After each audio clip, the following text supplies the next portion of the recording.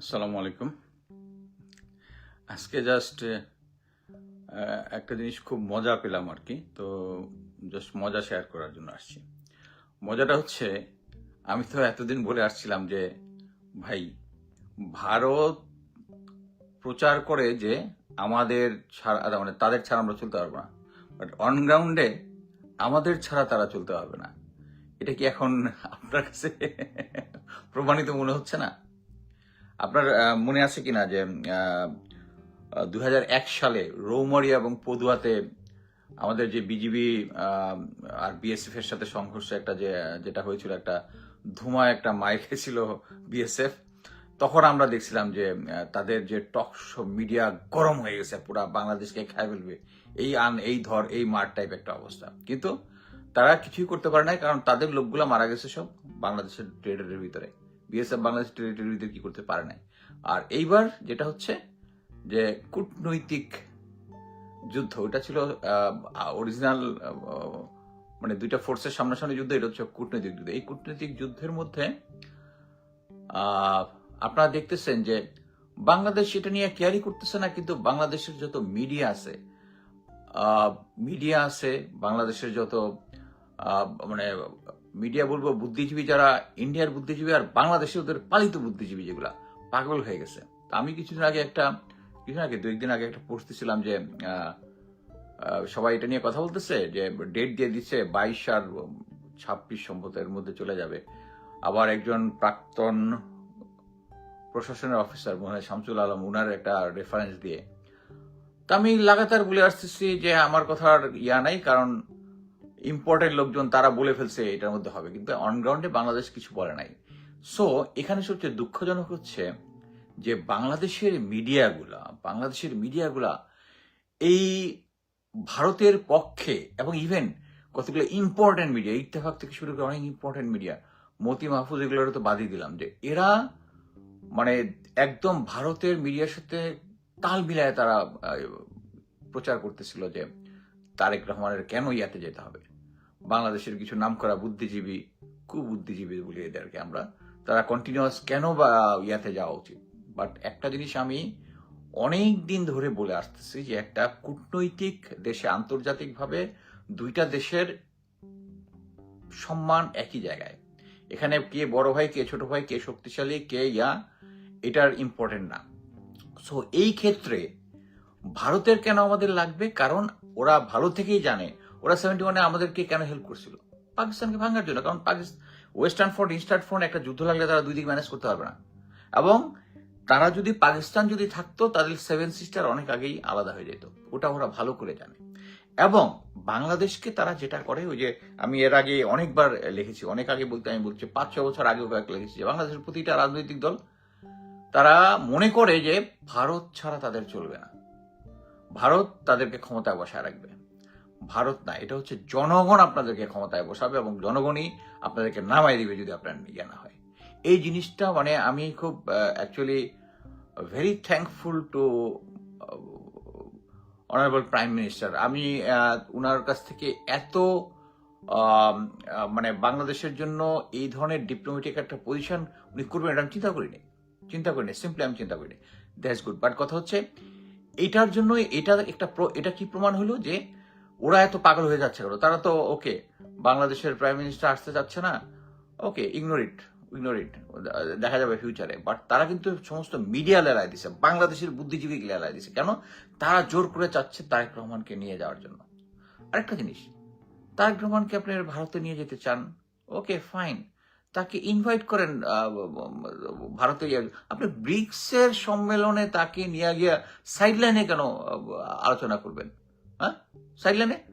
এখন আমি যদি বলি যে তারেক রহমান, এটা একটা পয়েন্ট, যে আপনারা ইনভাইট করতে চান, আলাদা ইনভাইট করেন, আপনারা যখন সাইডলাইনে নেবেন, you are undermining Bangladesh. So এখন দেখেন যে তারা কিন্তু ভালো মতো বুঝে গেছে যে এই সরকার যেভাবে হার্ড লাইনে গিয়েছে, এটা নেক্সট স্টেপ কি হইতে পারে।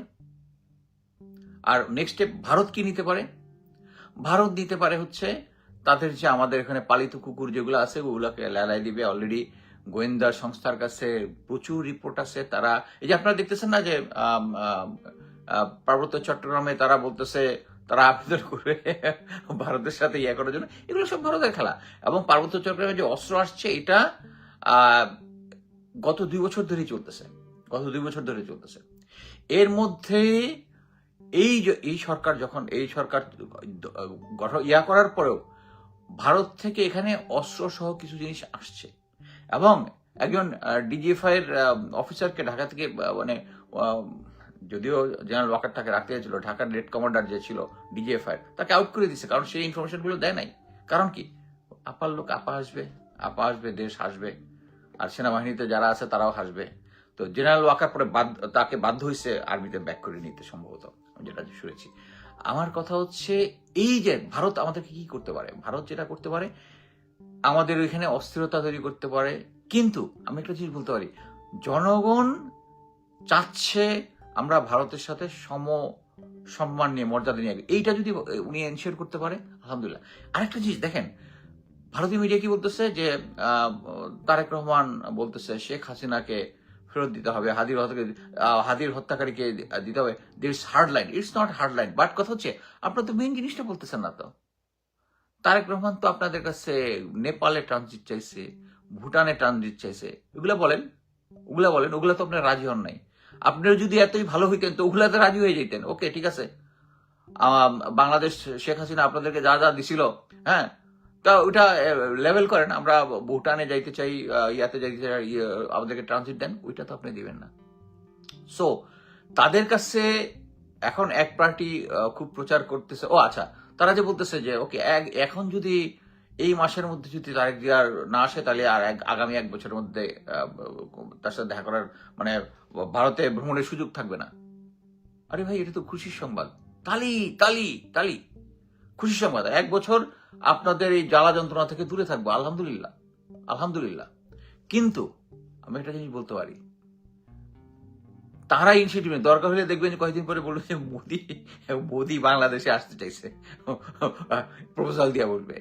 এইটাই হচ্ছে হারলাইন, কারণ তারা ভালো মতো জানে যে এইটা নেক্সট স্টেপ কি হইতে পারে। নেক্সট স্টেপ হইতে পারে যে ওরা আমাদের ভিতরে গন্ডগোল পাকানোর চেষ্টা করবে, অস্থিরতা করার চেষ্টা করবে, সামাজিকভাবে ক্রাইম রেট বাড়ায় ফেলবে, সীমান্তে ইয়া করবে। বাট এটা হইলেও কি তখন হবে কি, একটা জিনিস ছিল হচ্ছে একটা উইন উইন সিচুয়েশন, আমাদেরকে একটু ফ্রি স্পেস দিল, তার একটা ফ্রি স্পেস দিল। তো আমাদের কাছে যদি ফ্রি স্পেস না থাকে, তাহলে নেক্সট কি হইতে পারে, তারেক রহমান যেহেতু এইটুকু নিছেন, তাহলে 7 সিস্টারের যে গন্ডগোলটা আছে, হ্যাঁ, গন্ডগোলটা আছে, তাদেরকে আমরা তো ইনভাইট করতে পারি। আচ্ছা ঠিক আছে, বাংলাদেশ যে ফ্রি, অফিসিয়ালি বলবো না, আনঅফিসিয়ালি, যে ভারতের যত 7 সিস্টারের যত আছে তারা বাংলাদেশের ইয়া ব্যবহার করতে পারবে, এবং তাদেরকে দরকার হলে কিছু, ওই যে 10 ট্রাক একবার তো আসছিল, ওইটা মানে ওটা তো বোধ হয় ইয়ার, হ্যাঁ, বিএনপির আমলে আসছিল, হ্যাঁ, পরবর্তীতে আরো একটা 10 ট্রাক অস্ত্র এনে ভিতরে ঢুকে দেওয়া যাবে। ওরা ভালোভাবে জানে ওই লেভেলে তারা যেতে চায় না, ওরা ওই লেভেলে যেতে চায় না দেখেই তারা বাংলাদেশকে ম্যানেজ করতে যাচ্ছে আন্ডার প্রেশার, যে প্রেশারটা তারেক রহমান খুব ভালোভাবে নিয়েছে। সো আমি বলবো যে এই, ও আচ্ছা, ওরা যদি আমাদেরকে আরো প্রেসার করে, এখন আপনারা দেখতেছেন যে চায়নার প্রেসিডেন্ট আমাদেরকে একটা প্রস্তাব দিচ্ছে যে একটা বাই রোড কুনমিং হয়ে বার্মা হয়ে চায়না পর্যন্ত, তাহলে হয় কি বার্মার বর্ডার ক্রস করে 24 আওয়ার্সের মধ্যে বাংলাদেশে চায়নার মাল হইতে পারবে। আমাদের দেশের এই যে এখন সরি, ওকে, জাস্ট মিনিট, আমাদের দেশে যে ভারত থেকে ডিজেল আনি বলছে, ডিজেল আনাটা বন্ধ করতে হবে। আরে ভাই, আপনারা যে ভারত যে আমাদেরকে এখন অলমোস্ট একদিক দিয়ে, এই যে আজকে দীনেশ ত্রিবেদী কি বলছে যে প্রধানমন্ত্রী বাংলাদেশে যদি যায়, ভারতে যদি তাকে সর্বোচ্চ সম্মান দেওয়া হবে, সর্বোচ্চ সম্মান দেওয়া হবে। এটা হচ্ছে সেম জিনিস। এখন তারা বুঝে গেছে যে হার্ডলাইনে যাবে না, তারা আস্তে আস্তে নরম হবে, এবং এইটাই হচ্ছে সঠিক কূটনীতি ভারতের সাথে। আপনি দেখেন ভারতের সাথে, ভারত এই দাদাগিরি করতে গিয়ে তাদের যতগুলা কি বলে নেইবার আছে, সবার সাথে তার গন্ডগোল, সবার সাথে তার গন্ডগোল, একমাত্র শেখ হাসিনার সাথে ছিল। এবং আমরা ভাবতেছিলাম হয়তো তারেক জি ওই পথে হাঁটবে, তারেক জি ওই পথে হাঁটতেছে না। আলহামদুলিল্লাহ, আলহামদুলিল্লাহ, আলহামদুলিল্লাহ। আমি নির্বাচনের আগে জামাতকে সমর্থন দেওয়ার একটা কারণ ছিল হচ্ছে যে বিএনপি আমার কাছে মনে হচ্ছিল তারা ভারতের সাথে আন্ডারস্ট্যান্ডিং এ যাবে। আলহামদুলিল্লাহ যে তারা যায় নাই। এই কারণে আমি জামাতকে সমর্থন করি, কারণ ওরা নিশ্চিত জানে যে জামাত ভারতের সাথে কম্প্রোমাইজ করবে না। সো বিএনপি এই লাইনে একই সেম লাইনে যাচ্ছে, জনগণ বিএনপিকে সম্পূর্ণভাবে সাপোর্ট করবে এটা শেষ পর্যন্ত দেখার জন্য। সো আমি মনে করি যে এটা একটা সঠিক পথ। এবং এই যে আচ্ছা, যে জিনিসটা বলতেছিলাম যে যে ইয়ার সাথে মায়ানমার হয়ে যে রাস্তাটা ইয়াতে যাবে, এটা কিন্তু আমরা লাভবান হব, কিন্তু আমাদের থেকে বেশি লাভবান হবে চায়না। কারণ চায়নার একটা অল্টারনেটিভ রুট খুলে যাবে, তাদের তেল ট্রান্সপোর্টেশন এবং আদার থিং খুলে যাবে, এটা তাদের তাদের ইন্টারেস্ট। এবং আমি মনে করি যে যদিও আমি পররাষ্ট্রমন্ত্রী খলিল সাহেবের খুব একটা পছন্দ করি না, নিজের স্বার্থই হয়েছে, কিন্তু আমি মনে করি এই মুহূর্তে বিএনপি তাকে দিয়ে ভালো করছে। America is neutralised. তো এরকম একটা সিচুয়েশনে ও আচ্ছা, আরেকটা জিনিস বলি, যখন তারা নেগোশিয়েট করার চেষ্টা করছে, ওই ভয়ভীতি দেখায়, আবার বলতেছে তারা তারেক রহমানকে বুঝাইছে যে আমেরিকা কিন্তু আমাদের সাথে, আমেরিকা আমাদের সাথে। হ্যাঁ, গড হেল্প এই খলিল রহমান থাকায় এই জিনিসগুলো যাচাই করা গেছে যে আমেরিকা আমাদের সাথে আছে, আমাদেরকে সাপোর্ট দিবে, মানে আগে যেরকম লিজ দিছিল ওরকম লিজ দিয়ে দিবে। সো ওই জিনিসটা কিন্তু হয় নাই। শুধু তাই না, মানে একটা জিনিস হচ্ছে ইসরায়েলিদের যে একটা কনসেপ্ট আছে, সেটা হচ্ছে ইন্টেলিজেন্স কথা, সেটা হচ্ছে take everything give nothing. Same জিনিসটা ফলো করছে ভারত। ওরা আমাদের কাছে শেখ হাসিনার সময় দেখেছে সব নিয়ে গেছে, কিছু কিছুই কিন্তু দেয় নাই। এবং এই যে এই কিছু না দেওয়ার কারণটা হচ্ছে এই যে দেখেন না সীমান্তের মধ্যে শুধু হত্যা হয়, কেন হয় হত্যা হয়?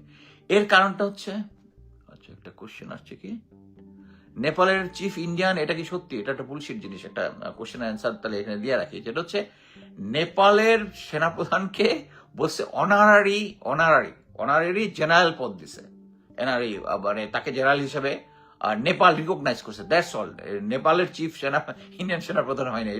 এটা হচ্ছে সেই ভারতীয় মিডিয়া এবং বাংলাদেশের যে ভারতীয় কুকুরগুলো আছে যেগুলা ইয়া চালায়, তারা এটা প্রচার করার চেষ্টা করতেছে যে নেপালের সেনাপ্রধান হচ্ছে ইন্ডিয়ান সেনাপ্রধান। বুলশিট।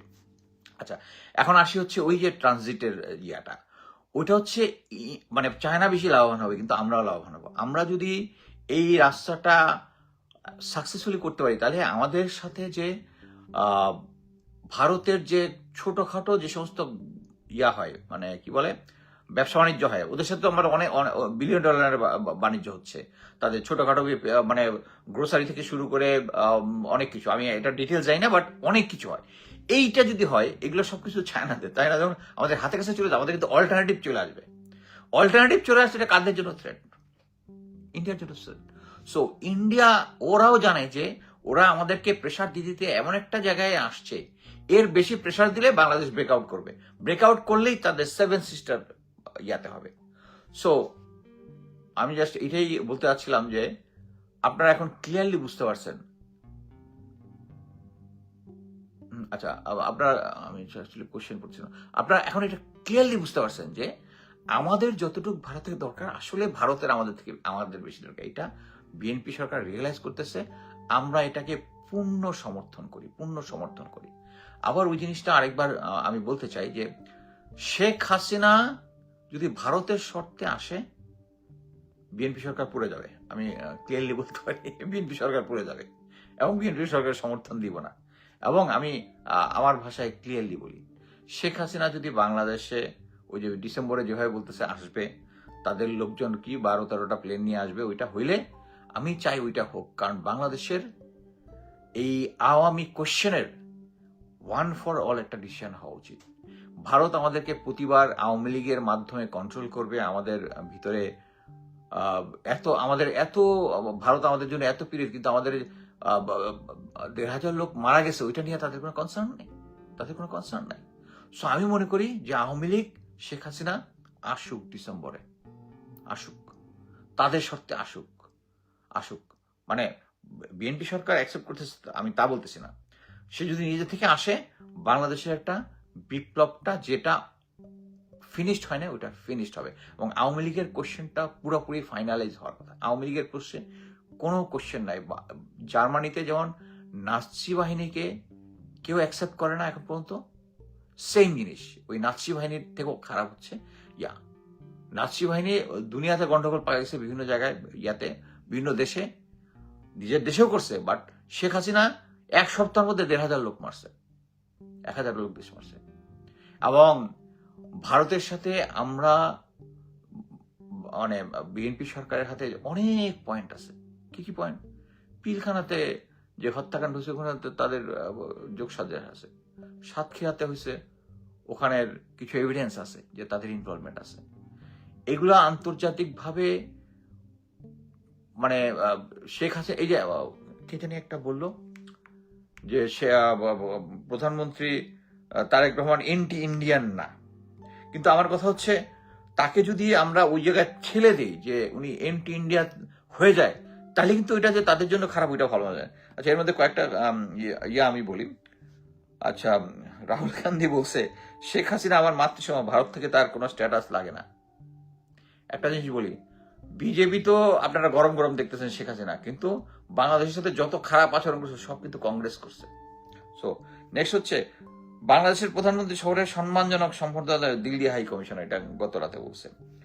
তারেক রহমান এক গর্ত খুঁড়ছেন যেখানে থেকে আর বের হবেন না। ভারত সফরে হাসিনার প্রত্যাবর্তনের সঙ্গে যুক্ত করাটা কঠোর অবস্থান, এটি কূটনীতিক নয়, এটা খামখেয়ালিপনা। আলোচনার জন্য একটি দরজা খোলা রাখা উচিত ছিল। কনওয়াল সিবাল, ভারতের সাবেক স্বরাষ্ট্র সচিব।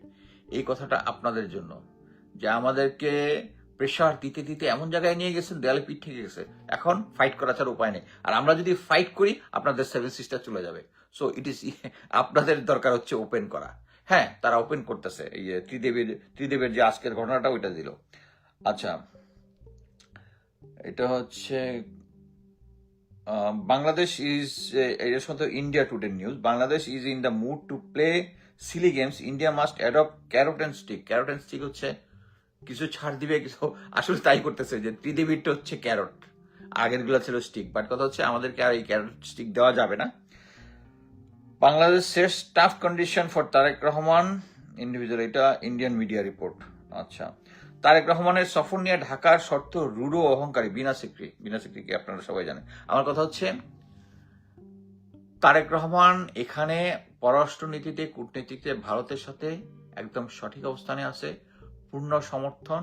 এবং আমরা আশা করি এই জিনিসটা চলতে থাকবে, এটা জারি থাকবে। এবং ভারতকে সীমান্ত হত্যা থেকে শুরু করে সবকিছুর জন্য তাদেরকে আগ বাড়ায় আসতে হবে, এবং তারা আসবে। কারণ এটা ওরা হয়েছে কি, যত যাই হচ্ছে নিজের ভালো ঠিক মতো বুঝে। আমাদের সাথে সম্পর্ক যদি খারাপ থাকে, 7 সিস্টারের গন্ডগোল, এটা ওরা ভালো মতো জানে।